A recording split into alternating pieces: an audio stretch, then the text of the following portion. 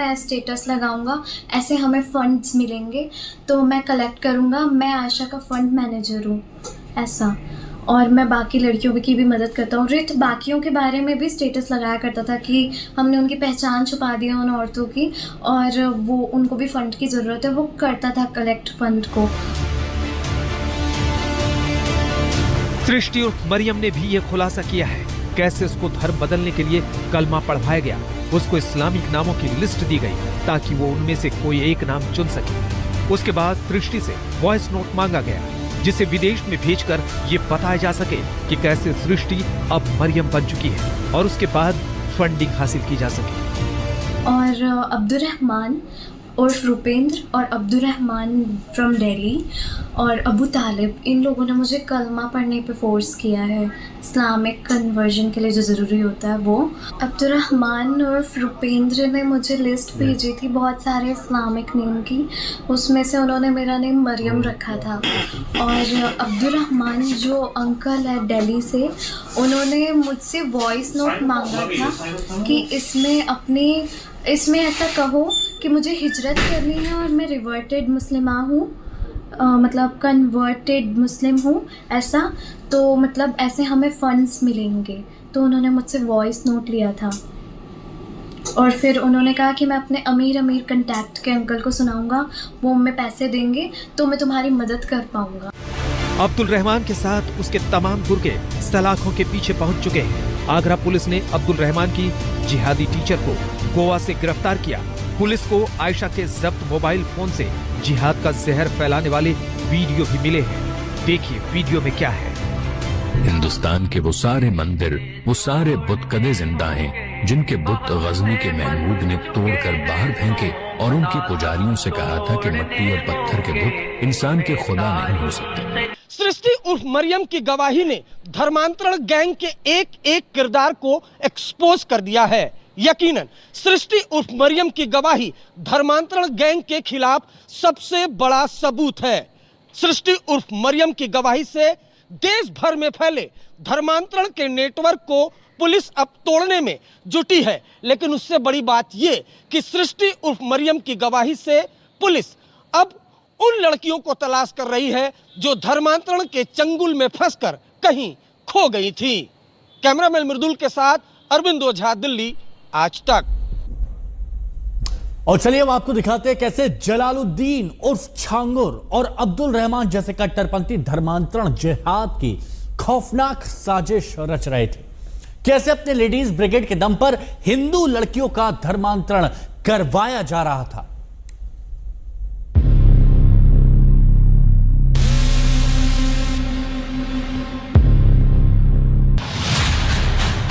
धर्मांतरण गैंग के लेडीज लोग पर बड़ा खुलासा। लव जिहाद, हनी ट्रैप और धर्मांतरण का अधर्म। छांगुर की स्पेशल 9 टीम का खुल गया पूरा राज। हसीनाएं दोस्ती करेंगी फिर धर्मांतरण करवाएंगी। लव जिहाद का जाल, हनी ट्रैप वाली हसीनाएं। जलालुद्दीन उर्फ छांगुर अपनी गर्लफ्रेंड नीतू उर्फ नसरीन के साथ सलाखों के पीछे पहुंच गया, लेकिन छांगुर के धर्मांतरण वाले अधर्म को अंजाम देने वाली स्पेशल टीम 9 अभी फरार है। यूपी एटीएस की कई टीमें छांगुर के लेडीज लोग का पर्दाफाश करने के लिए देश के अलग अलग हिस्सों में छापेमारी कर रही हैं, क्योंकि छांगुर के लेडीज लोग का सच हिला देने वाला है। सबसे पहले समझिए छांगुर का लेडीज लोग क्या है। एक ऐसा लोग जिसमें हिंदू लड़की पहुंच जाती तो धर्मांतरण करके निकलती थी। एक दो नहीं बल्कि 1000 से ज्यादा लड़कियों का धर्मांतरण छांगुर के लेडीज लोग में हुआ है। सवाल यही है कि छांगुर के लेडीज लोग में ऐसा क्या था, कैसे छांगुर की चाल से हिंदू लड़कियां लव जिहाद वाले जाल में फंस जाती थी। ये है छांगुर का राइट हैंड बदर अख्तर सिद्दीकी, जो सऊदी के अदीदलम शहर के अंदर स्थित है। यही मेरा कन्वर्जन करवाने सऊदी हाइल के अंदर अलबादिया जो कस्बा उसके अंदर आया था।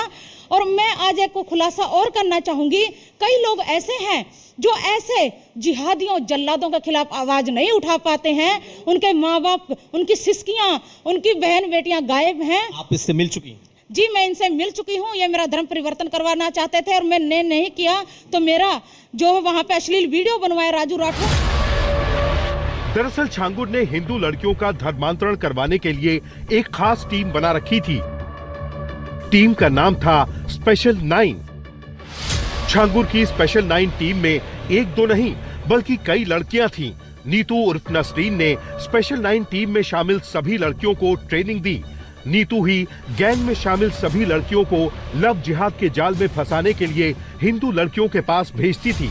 नीतू उर्फ नसरीन के इशारे पर पिंकी, हाजरा, गुड़िया उर्फ रकीबा जैसी तमाम लड़कियां धर्मांतरण करवाने के लिए हिंदू लड़कियों को लव जिहाद में फंसाने का खेल खेलती थीं।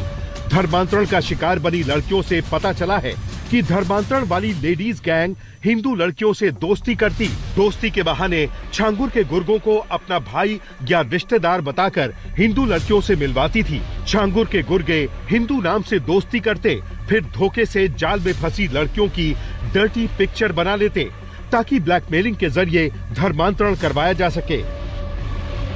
लेकिन अभी भी इस गैंग के तमाम अहम किरदार मेंबर्स का गिरफ्तार होना बाकी है और इसमें सबसे अहम कड़ी इस गैंग की लेडी गैंग है जिसको चलाती नीतू उर्फ नसरीन थी। नीतू उर्फ नसरीन के ही इशारे पर छांगुर का ये लेडी गैंग धर्मांतरण का धंधा बढ़ा रहा था और वहीं दूसरी तरफ जो इस छांगुर गैंग के रास्ते का रोड़ा बनता उसको फर्जी मुकदमों में फंसा देती, वो फिर चाहे रकीबा हो, गुड़िया हो या फिर पिंकी। तफ्तीश में धर्मांतरण सिंडिकेट से जुड़ी जो जानकारी सबसे चौंकाने वाली है वो यही है कि धर्मांतरण सिंडिकेट के मास्टरमाइंड अपने साथ लड़कियों की ब्रिगेड रखते थे, चाहे जलालुद्दीन उर्फ छांगुर हो या फिर दिल्ली से धर्मांतरण फैक्ट्री चलाने वाला अब्दुल रहमान।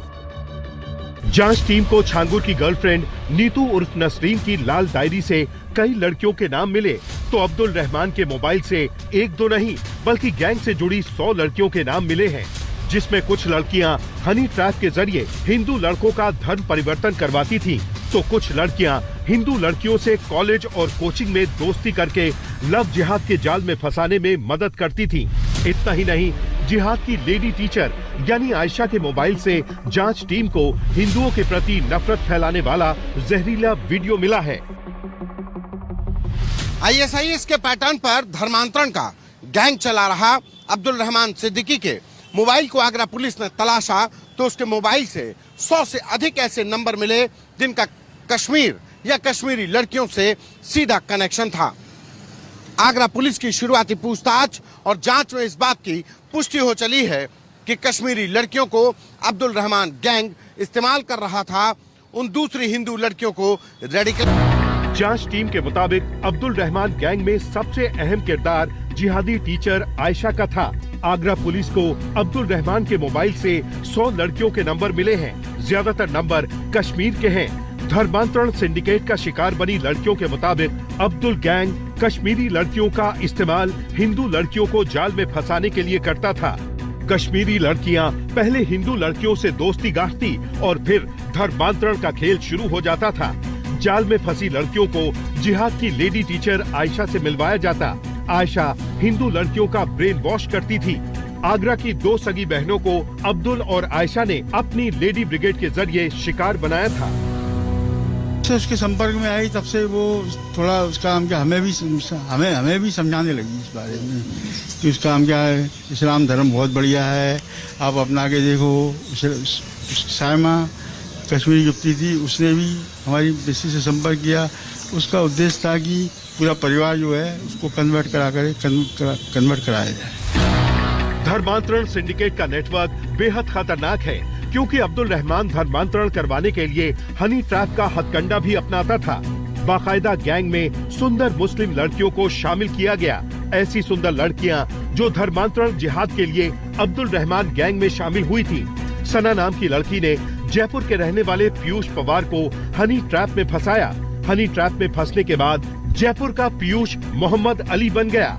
यही नहीं, धर्मांतरण के बाद खुद पीयूष उर्फ मोहम्मद इसी सिंडिकेट का अहम खिलाड़ी बन गया। यानी अब्दुल और आयशा ने ऐसा ब्रेन वॉश किया कि पीयूष उर्फ मोहम्मद भी धर्मांतरण के अधर्म में बराबर का भागीदार बन गया। मेरा नाम है मोहम्मद अली। मैं जयपुर के राजस्थान के जयपुर ज़िले से ताल्लुकात करता हूँ और इससे पहले मेरा नाम पीयूष सिंह था। एक्चुअली मेरा सर शुरू से ही इस बार इस्लाम के स्टडीज़ के बारे में बहुत रुझान था। जैसे जो भी इस्लामिक स्टडीज़ हो गई या क्रिश्चियनिटी के ऊपर स्टडीज़ हो गई। मैं 6 महीने तक सर मैंने क्रिश्चियनिटी के बारे में भी स्टडी की है। 6 महीने तक मैं रेगुलर चर्च भी गया हूँ। मैंने उनको पूरा उनका मसलक, उनका धर्म, सब चीज़ देखी है।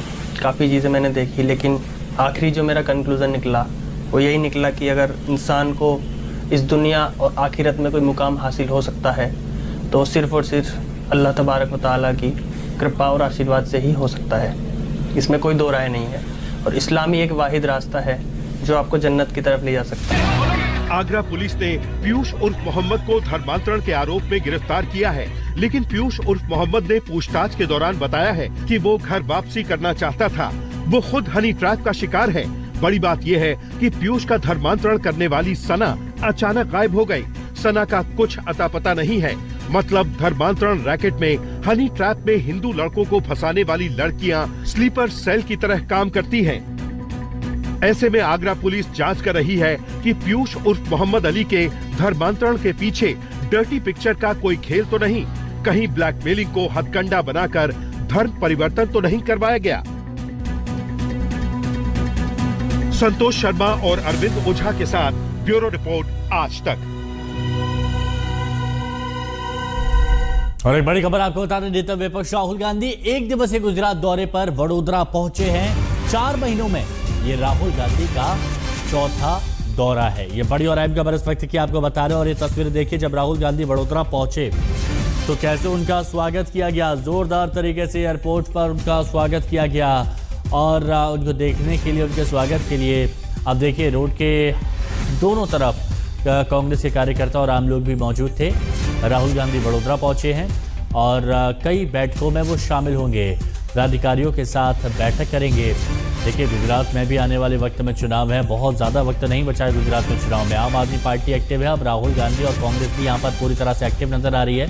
और बीच में देखिए जब प्रोटोकॉल तोड़ते हुए आम लोगों के लिए रुके राहुल गांधी कार्यकर्ताओं से मिलने के लिए, उसके बाद की ये तस्वीरें। अब बात प्रधानमंत्री नरेंद्र मोदी पर राहुल गांधी के बयान पर आए सियासी तूफान की करते हैं। दिल्ली में ओबीसी की सभा में राहुल गांधी ने पीएम मोदी पर जमकर हमला बोला। राहुल के बयान पर बीजेपी हमलावर है। बीजेपी के बड़े नेता एक एक कर राहुल के बयान पर पलटवार कर रहे हैं। पहले आपको राहुल का वो बयान सुनाते हैं जिस पर सियासी घमासान मचा हुआ है। नहीं, नरेंद्र मोदी कोई बड़ी प्रॉब्लम नहीं,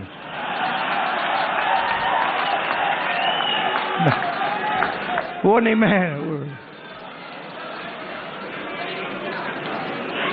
मैं आपको बता रहा हूं, ये आपने अपने सिर पे चढ़ा रखा है, कोई प्रॉब्लम नहीं। ये जो मीडिया वाले हैं इन्होंने बना रखा है, इसका गुब्बारा बनाया, कोई प्रॉब्लम नहीं। अब पहले तो मैं मिला नहीं था, अब 2-3 बार मैं मिल भी लिया हूं, बात समझ गया हूं मैं, कुछ नहीं उसका।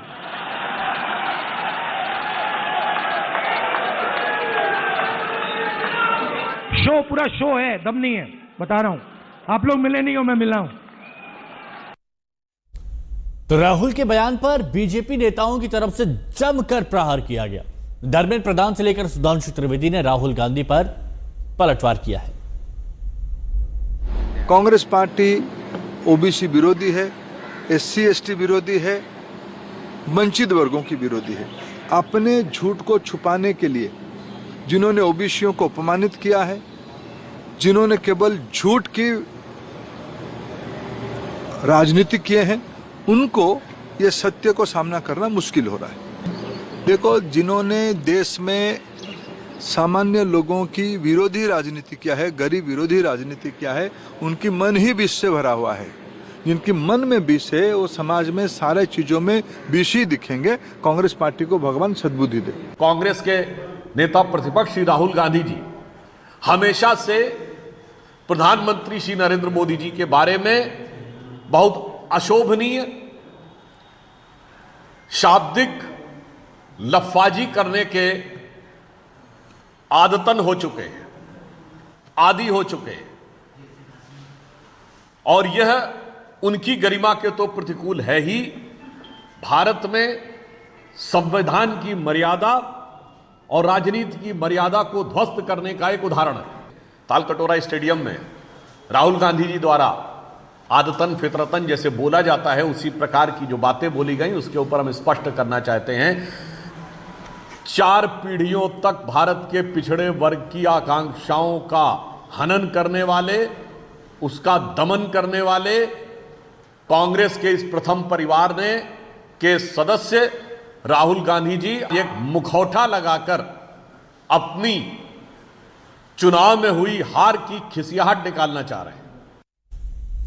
चलिए आपको बिहार की भी बात बताएंगे, लेकिन उससे पहले एक छोटा सा ब्रेक। आप देखते रहें आज तक। प्रेजेंटेड बाय पतंजलि गाय का घी, मां का भरोसा, प्यार से परोसा।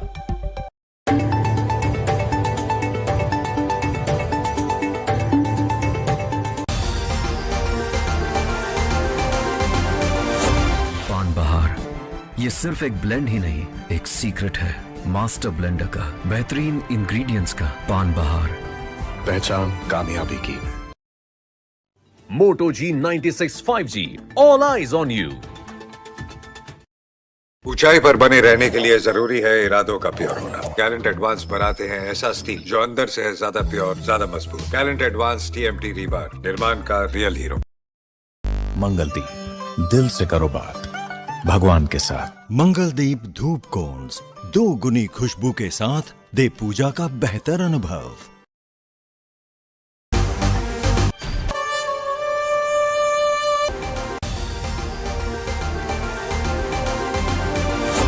पान बहार ये सिर्फ एक ब्लेंड ही नहीं, एक सीक्रेट है मास्टर ब्लेंडर का, बेहतरीन इंग्रेडिएंट्स का। पान बहार, पहचान कामयाबी की। How is he always winning?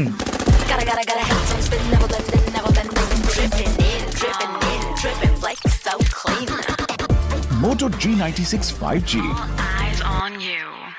Hello, Moto. इसको घर पे लगाओगे तो शादी का तो पता नहीं, पर घर पक्का नहीं टूटेगा। रुंगटा नहीं तो घर स्ट्रॉन्ग नहीं। रुंगटा स्टील TMT बार एकदम सॉलिड। पहाड़ों में एक हाइकिंग स्टिक भी बन सकती है।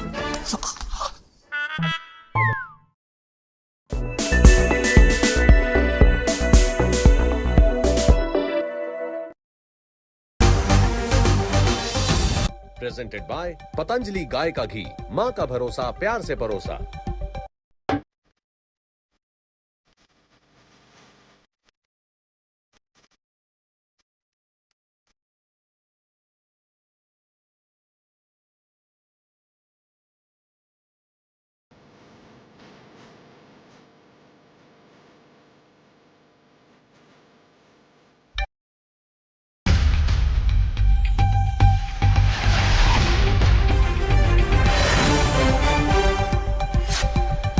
मालदीव के दौरे के दूसरे दिन स्वतंत्रता दिवस के मेहमान होंगे पीएम मोदी। राष्ट्रपति मोइज़ू के साथ कई समझौते पर करार के बाद बोले प्रधानमंत्री, भारत के लिए दोस्ती सबसे पहले।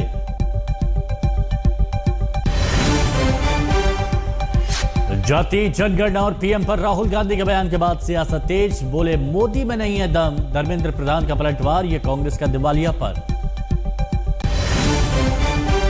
ग्रेटर नोएडा के बाद उदयपुर में भी डेंटल छात्रा ने दी जान। सुसाइड नोट में कॉलेज के 2 टीचर्स के लिखे नाम। मानसिक तौर पर प्रताड़ना का आरोप, छात्रों में फूटा गुस्सा। करगिल विजय दिवस के 26 साल, दिल्ली में वॉर मेमोरियल पर रक्षा मंत्री, CDS, तीनों सेना प्रमुख ने शहीदों को नमन किया। करगिल में भी श्रद्धांजलि। और कंबोडिया थाईलैंड में थमेगा युद्ध, कंबोडिया ने युद्ध विराम की मांग की। थाईलैंड ने कहा किसी का दखल मंजूर नहीं, दोनों देशों में हो सीधी बात।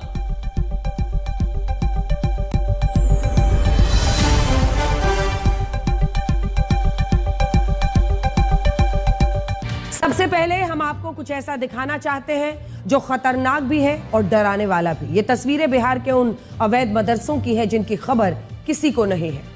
कोई नहीं जानता कि ऐसे कितने मदरसे हैं, इनमें कितने बच्चे पढ़ते हैं, उन्हें क्या पढ़ाया जाता है और यहाँ पर क्या हो रहा है। वजह देखिए, इस देश में 145 करोड़ लोग रहते हैं और जब इतनी भीड़ होती है तो ऐसी खबरें कम परेशान करती है। ठीक है भाई, हम सोचते हैं कि अगर अवैध मदरसे चल रहे हैं तो हम क्या करें, लेकिन ये सोच इस देश को कहां ले जा सकती है, आज इस पर बात करना जरूरी है। पिछले साल उत्तर प्रदेश में 300 से ज्यादा अवैध मदरसों, मस्जिदों, मजारों, ईदगाह पर बुलडोजर चलाया गया। यह भी आरोप लगे कि इन्हें बनाने के लिए सारा पैसा हवाला से आया था। ज्यादातर मदरसे नेपाल की सीमा पर थे, इसीलिए जांच एजेंसियों को भी यह शक हुआ कि हवाला का पैसा नेपाल के रास्ते उत्तर प्रदेश में आ रहा है। आजकल खबरों में एक नाम आप बार बार सुन रहे होंगे, छांगुर बाबा उर्फ जलालुद्दीन। ये एक पीर बाबा है और इस पर भी आरोप यही है कि इसने नेपाल की सीमा पर भारत में कई जमीनें खरीदी। इन खबरों को देखकर बहुत सारे लोग ये सोच लेते हैं कि ये सिर्फ कुछ एक राज्य की, कुछ जिलों की बात है, लेकिन हकीकत चिंताजनक है। हाल ही में इनकम टैक्स विभाग को यह खबर मिली। इनकम टैक्स विभाग सक्रिय हुआ क्योंकि उसे यह खबर मिली कि भारत और नेपाल के बॉर्डर पर 2000 के जो नोट है जो भारत में बंद हो गए हैं, वो 2000 के नोट बदले जा रहे हैं और इन पैसों का इस्तेमाल अवैध गतिविधियों के लिए हो रहा है। जब जांच हुई तो इनमें से कई दावे सही निकले और इसकी पूरी रिपोर्ट केंद्रीय गृह मंत्रालय को भेजी गई। लेकिन इसके बाद हमने भी अपने स्तर पर सारी कड़ियों को जोड़ना शुरू किया और ऐसा करते हुए हमारी टीम उन अवैध मदरसों तक पहुंच गई जो हवाला के पैसों से चल रहे हैं। हमें नेपाल की सीमा के पास मुजफ्फरपुर और सीतामढ़ी जिले में ऐसे कई अवैध मदरसे मिले जो भारत के लिए टाइम बॉम्ब की तरह है। इन मदरसों की ना तो कोई निगरानी होती है, ना इनका कोई सरकारी रिकॉर्ड है, ना इनमें पढ़ने वाले बच्चों का कोई आधिकारिक आंकड़ा है। नियमों के खिलाफ यहां बच्चों को सिर्फ धार्मिक शिक्षा दी जा रही है। इन्हें चलाने वाले मौलवी हवाला का पैसा लेने के लिए तैयार है। और सबसे बड़ी बात यह है कि अगर अरब देशों में बैठा कोई व्यक्ति इन्हें पैसा दे रहा है और यह कहे कि इन मदरसों में बच्चों को जिहाद सिखाया जाए, तो ये इसके लिए भी तैयार है। हमारे देश में इस तरह की खबरों को मुस्लिम विरोधी मान लिया जाता है। आज भी बहुत सारे लोग ऐसे होंगे जो ये कहेंगे कि ये खबर क्यों दिखा रहे हैं। तो इस खबर को दिखाने का मकसद ये है कि हम इन छोटे छोटे मुस्लिम समुदाय के आने वाले बच्चों को कट्टरवाद से बचाना चाहते हैं, क्योंकि इनकी कोई गलती नहीं है। अगर इन्हें स्कूल भेजने की उम्र में ऐसे मदरसों में भेजा जा रहा है जो जिहाद की फैक्ट्री बने हुए हैं, तो इसे रोकना जरूरी है। मदरसा शब्द अरबी भाषा से आया हुआ शब्द है। अरबी में दरस का मतलब होता है पढ़ाई करना। एक जमाने में इस्लामिक शिक्षा सिर्फ मदरसों तक सीमित थी, जहां कुरान, हदीस, इस्लाम से जुड़ी हुई जो दूसरी धार्मिक किताबें हैं वो सब पढ़ाई जाती थी। स्कूल का तो विरोध होता था और इन्हें इस्लाम विरोधी माना जाता था। मुसलमानों के इसी विश्वास को देखते हुए भारत में मदरसा शिक्षा को संवैधानिक मान्यता दी गई। अब संविधान के अनुच्छेद 30 के भाग 1 में इसका विस्तार से जिक्र किया गया, लेकिन बाद में इसी संविधान का उल्लंघन होने लगा। आज भारत में 3 तरह के मदरसे हैं। पहले वो जो सरकारी खर्च से चलते हैं, दूसरे वो जो सरकार से मान्यता प्राप्त है, रिकॉग्नाइज्ड बाय द गवर्नमेंट, लेकिन उन्हें फंडिंग बाहर से मिलती है,